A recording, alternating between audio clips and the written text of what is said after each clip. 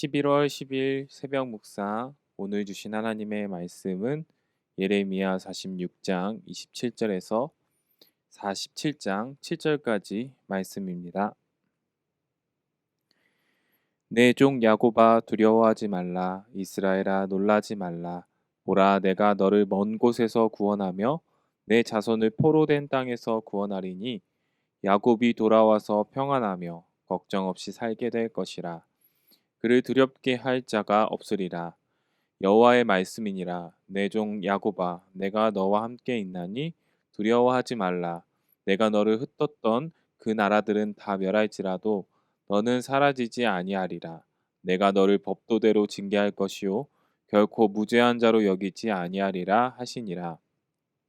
바로가 가사를 치기 전에 블레셋 사람에 대하여 선지자 예레미야에게 임한 여호와의 말씀이니라. 여호와께서 이와 같이 말씀하시되 보라 물이 북쪽에서 일어나 물결치는 시내를 이루어 그 땅과 그 중에 있는 모든 것과 그 성읍과 거기에 사는 자들을 휩쓸리니 사람들이 부르짖으며 그 땅 모든 주민이 울부짖으리라. 군마의 발굽소리와 달리는 병거 바퀴와 진동하는 소리 때문에 아버지의 손맥이 풀려서 자기의 자녀를 돌보지 못하리니 있는 블레셋 사람을 유린하시며 두로와 시돈에 남아있는 바 도와줄 자를 다 끊어버리시는 날이 올 것임이라. 여호와께서 갑돌 섬에 남아있는 블레셋 사람을 유린하시리라. 가사는 대머리가 되었고 아스글론과 그들에게 남아있는 평지가 잠잠하게 되었나니 내가 내 몸 배기를 어느 때까지 하겠느냐. 오라 여호와의 칼이여 내가 언제까지 쉬지 않겠느냐. 내 칼집에서 들어가서 가만히 쉴지어다. 여호와께서 이를 명령하셨는즉 어떻게 잠잠하며 쉬겠느냐. 아스글론과 해변을 치려 하여 그가 정하셨느니라 하니라. 아멘. 오늘 주신 말씀으로 회복과 위로의 은혜를 기억하라는 제목으로 새벽 묵상 함께 나누도록 하겠습니다. 우리는 예레미야 46장부터 열방에 대한 하나님의 심판이 나타나는 본문을 살펴보고 있습니다. 어제는 헛된 우상들을 의지한 애굽을 하나님께서 심판하실 것이라는 예언의 말씀을 살펴보았는데요. 오늘 47장은 블레셋을 향한 하나님의 심판입니다.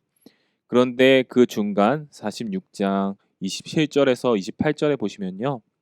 이스라엘을 위한 회복의 메시지가 등장해요. 27절에 내 종 야곱아 두려워하지 말라. 이스라엘아 놀라지 말라. 보라 내가 너를 먼 곳에서 구원하며 내 자손을 포로된 땅에서 구원하리니 야곱이 돌아와서 평안하며 걱정 없이 살게 될 것이라. 그를 두렵게 할 자가 없으리라. 왜 하나님께서는 이 부분에서 애굽의 심판 메시지 다음에 이스라엘의 회복 메시지를 말씀하시고 계시는 것일까요? 비록 이집트는 이 순간은 망하지 않고 건재해 있지만 머지않아 멸망당할 것이요.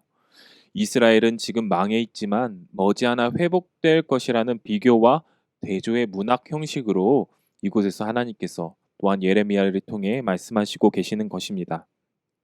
또한 이어서 나오는 블레셋의 운명, 그 블레셋이 심판받고 멸망당할 운명과 이스라엘의 회복될 운명이 또 비교 대조되는 것이죠. 28절을 보시면요. 여호와의 말씀이니라. 내 종 야곱아 내가 너와 함께 있나니 두려워하지 말라. 내가 너를 흩떴던 그 나라들은 다 멸할지라도 너는 사라지지 아니하리라. 내가 너를 법도대로 징계할 것이요 결코 무죄한 자로 여기지 아니하리라 하시니라. 멸망당한 땅 가운데서 또한 이방 나라의 포로로 붙잡힌 상황에서 이스라엘은 다른 나라를 두려워할 필요가 없었습니다. 왜냐하면 그들에게는 전능하신 하나님이 함께 계시기 때문입니다. 그들이 두려워해야 할 존재는 딱 한 분, 여호와 하나님이십니다. 하나님께서는 다른 모든 국가를 멸망시켜도 이스라엘은 지키실 것입니다.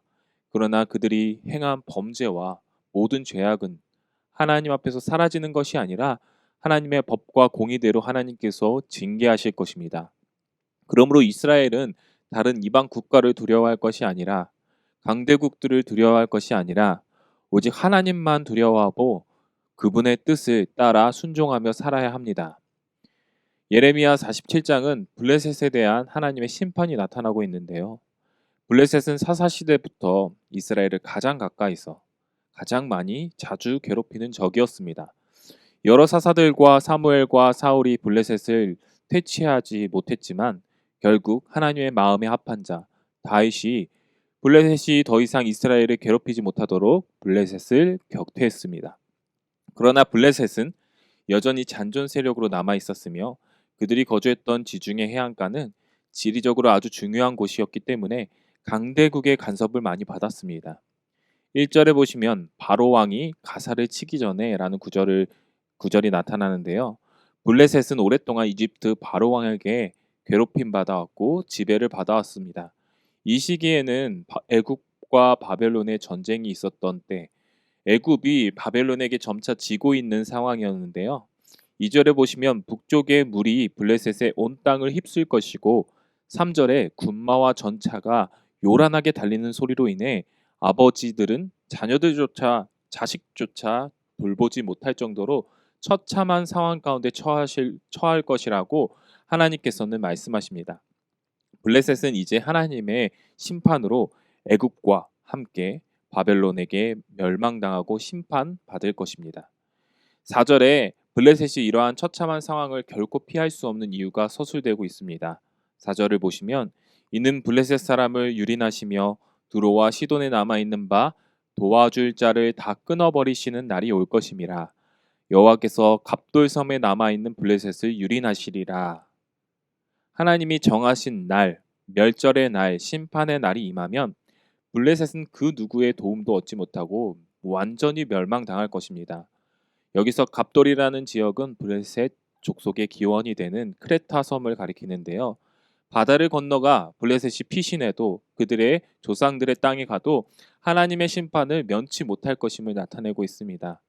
5절에 가사는 대머리가 되었고 라는 표현은 이 가사 지방에 사는 모든 블레셋 주민이 포로가 되어서 머리가 밀리는 상황이 될 것이고 또 아스글론이 잠잠하게 되었다라는 표현은 사람들이 모두 죽어 침묵의 도시가 될 것임을 나타내고 있습니다. 또한 몸을 베는 행동을 한다는 것은 동족들이 죽고 이제 생존한 남아있는 사람들이 스스로를 자해하며 그 나라를 잃고 나라가 망하고 자신들이 멸망당한 슬픔을 표현한다는 것을 나타내고 있습니다. 6절에 블레셋 사람들은 그러한 멸망 가운데 처했을 때 이렇게 얘기할 것입니다. 6절에 오호라 여호와의 칼이여 내가 언제까지 쉬지 않겠느냐 내 칼집에 들어가서 가만히 쉴지어다. 이 말은 지금 제발 심판을 멈춰달라고 여호와의 칼 멈춰달라고 블레셋 사람들이 간절히 외치는 장면입니다. 이 모습은 마치 누가복음의 16장에 예수님께서 부자와 거지 나사로 비유를 얘기하시죠. 그 이야기를 보는 듯합니다. 그 비유에서 부자는 죽어서 아브라함 품에 있는 나사로를 보고 아브라함에게 나사로를 보내서 아버지여 그 손가락 끝에 물을 찍어 내 혀를 서늘하게 하소서 내가 이 불꽃 가운데 괴로워하나이다 라고 부탁하죠. 그러나 하나님의 뜻을 거역한 부자는 영원히 그곳에서 고통을 받아야 할 운명이었습니다. 예레미야 7절은 이렇게 말합니다. 예레미야가 이렇게 얘기합니다. 그가 정하셨느니라. 오늘 우리는 블레셋을 심판하시는 하나님의 심판의 말씀을 살펴보고 있습니다.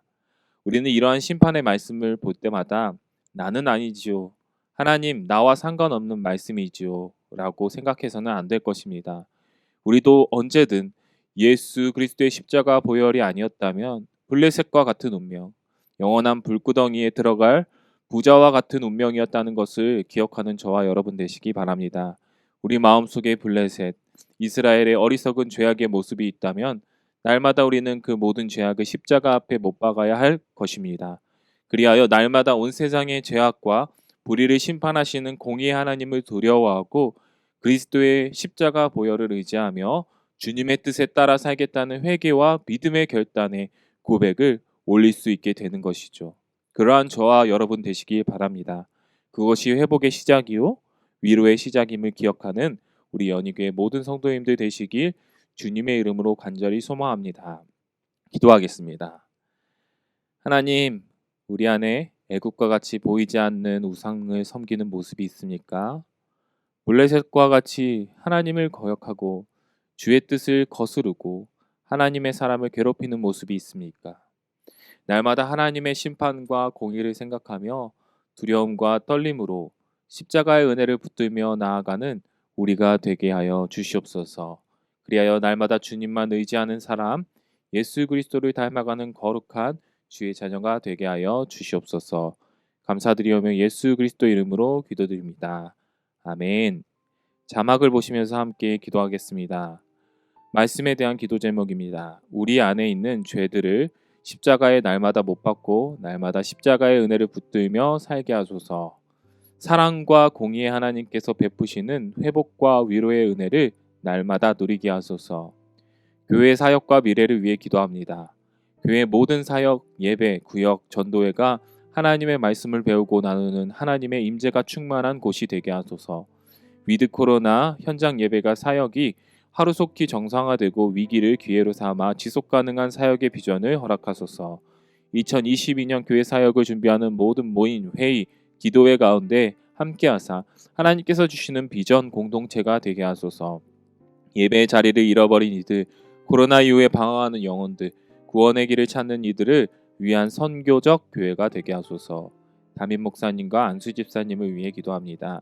박재훈 담임 목사님에게 하나님의 은혜와 성령이 충만하여 영육 간의 강건함으로 연희교회를 잘 이끌어 나갈 수 있도록 도와주소서. 안수 집사님을 위해 기도합니다. 안수 집사님들에게 은혜와 성령이 충만하여 한 마음이 되게 하시고 날마다 교회를 향한 사랑이 넘쳐나게 하소서. 연희교회 파송 협력 선교사님들을 위해 기도합니다. 김철우, 김현희 선교사님, 순회 선교단 사역을 하고 계십니다.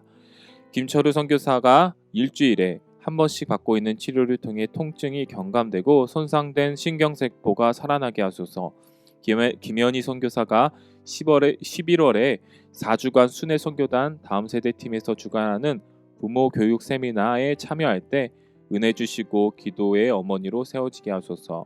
코로나 가운데 김용희 TV 등 온라인 줌으로 여러 학교 세미나 기도 모임들이 진행됐는데 모든 상황 가운데 지혜롭게 사역하며 오직 복음이 영화롭게 되게 하소서.